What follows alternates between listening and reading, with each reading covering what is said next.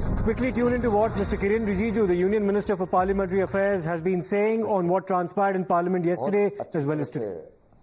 प्रधानमंत्री जी ने रखा। मैं पूरे जो मेंबर्स हैं जितने भी मौजूद थे हाउस में और सरकार की ओर से आदरणीय प्रधानमंत्री जी को बधाई देता हूं। बहुत शानदार रिप्लाई, कॉम्प्रिहेंसिव रिप्लाई।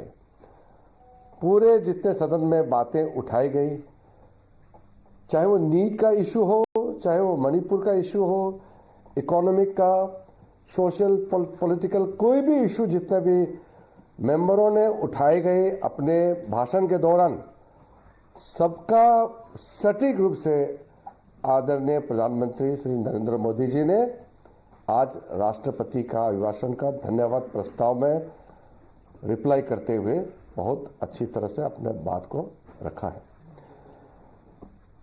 मैं लोकसभा स्पीकर और हमारे आदरणीय वाइस प्रेसिडेंट ऑफ इंडिया, हमारे उप राष्ट्रपति जी जो राज्यसभा के सभापति हैं, दोनों के साथ साथ पूरे जो सेक्रेटरीट लोकसभा के, राज्यसभा के सेक्रेटरी जनरल और पूरा स्टाफ को भी धन्यवाद देता हूं। बहुत अच्छी तरह से ये पहला सेशन 18th लोकसभा का और 264th सेशन राज्यसभा का चलाने में हमारे संसदीय कार्य मंत्रालय के हमारे दोनों साथी मंत्री अर्जुन मेघवाल जी जो लोकसभा को देखते हैं, एल मुरुगन जी जो राज्यसभा को देखते हैं, हमारा secretary ministry of parliamentary affairs Narula ji, हमारा एडिशनल सेक्रेटरी साहब, सीनियर जितने भी अधिकारी, हम लोग जो एक टीम काम किया है। मुझे पार्लियामेंट्री अफेयर्स मंत्रालय का जिम्मेदारी मिलने का साथ साथ जिस तरीके से हमारे सीनियर ऑफिसर्स और टीम, हमारे दोनों साथी ने जो सहयोग दिया है, मुझे इस सत्र में कोई कमी, किसी चीज का दिक्कत होने का, महसूस होने का कोई अवसर नहीं मिला। बहुत अच्छी तरह से हाउस चलाने में हम लोग सब मिलकर के हम लोग ने अपना दायित्व निभाया है। और मीडिया के ओर से भी मैं मानता हूं कि बहुत अच्छा कवरेज, या जिस तरीके से आप लोगों ने अपना फोर्थ पिलर ऑफ डेमोक्रेसी, ये चौथी स्तंभ है, आप लोगों ने बहुत अच्छी तरह से जो मीडिया का रोल है आप लोग ने निभाया। तो ये एक औपचारिक और पारंपरिक दृष्टि से आज सदन बंद होने के बाद आपसे मिलने का छोटा सा ये कार्यक्रम था। आप सबको मैं फिर से धन्यवाद देना चाहता हूँ। कुछ होगा शुरू हुआ सदन अब टोटल स्पीकर के चुनाव से लेकर और अभिभाषण पर धन्यवाद प्रस्ताव को प्रधानमंत्री नरेंद्र मोदी के जवाब तक हमने देखा कि विपक्ष ने टकराव का कोई मौका नहीं छोड़ा है और एक रास्ता तलाश किया टकराव। तो फिर इस आगे की राह इस तरह कैसे देखते हैं? क्या आगे विपक्ष सबक लेगा या फिर कोई बातचीत होगी, इस तरह का रवैया ना अपना?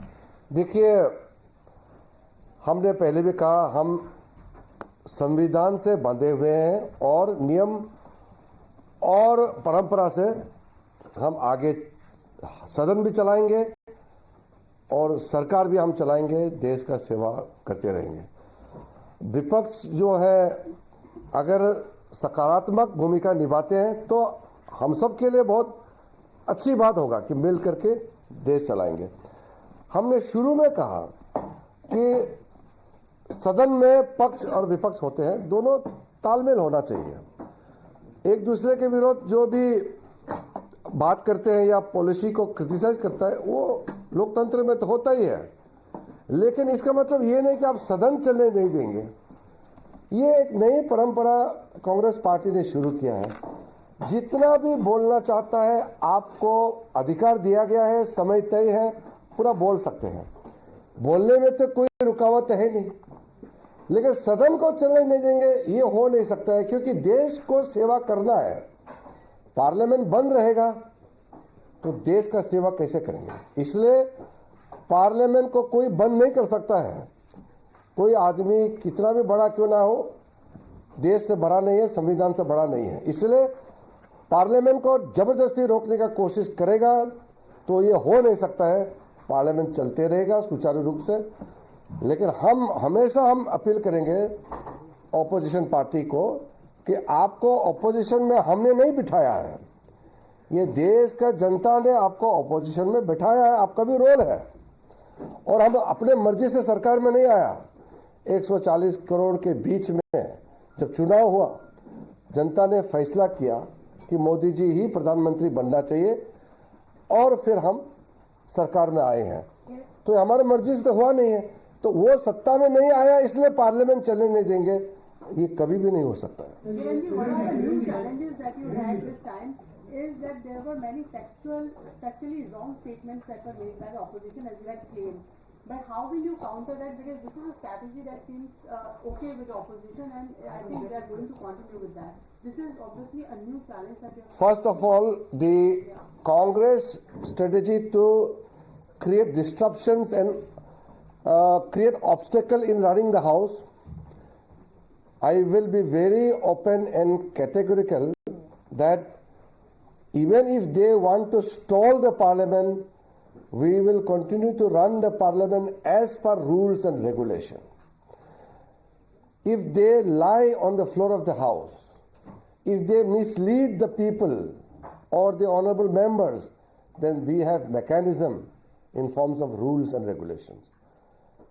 When the leader of opposition in the Lok Sabha kept on lying with regards to many things, including figures, facts, and issues, the notice has been put to the Honorable Speaker, and we have requested Honorable Speaker to take appropriate action. We are waiting for the action.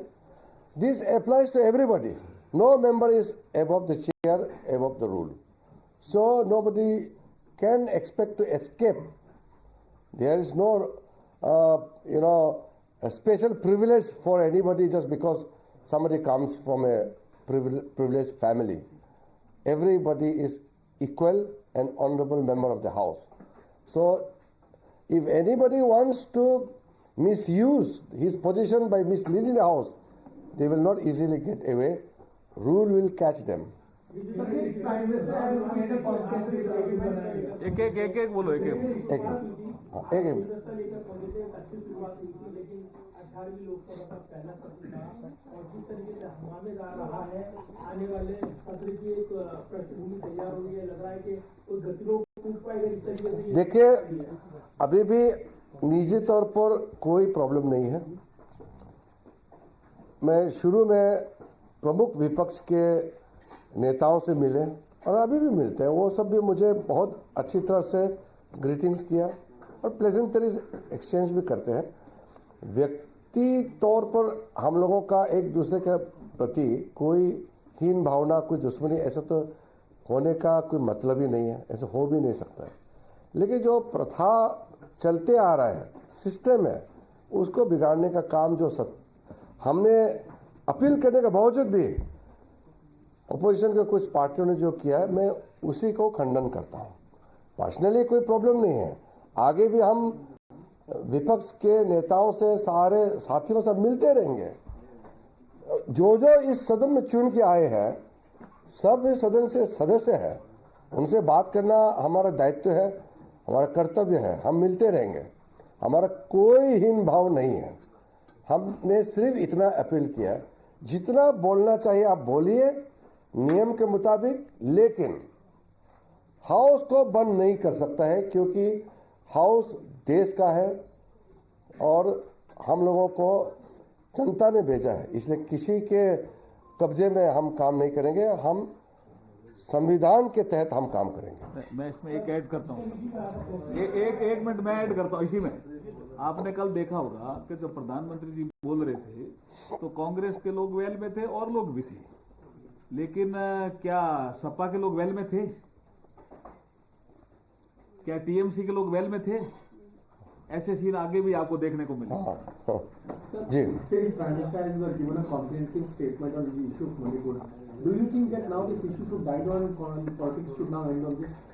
First of all, I would request everybody to go through what Honorable Prime Minister has said in the Rajya Sabha.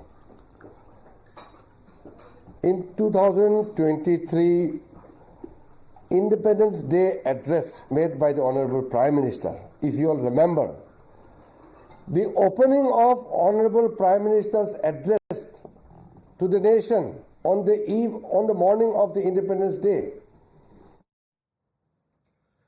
So that was the Union Minister for Parliamentary Affairs, Mr. Kiren Rijiju, addressing the press upon the conclusion of this session of Parliament, the first of the 18th Lok Sabha after the new government took over.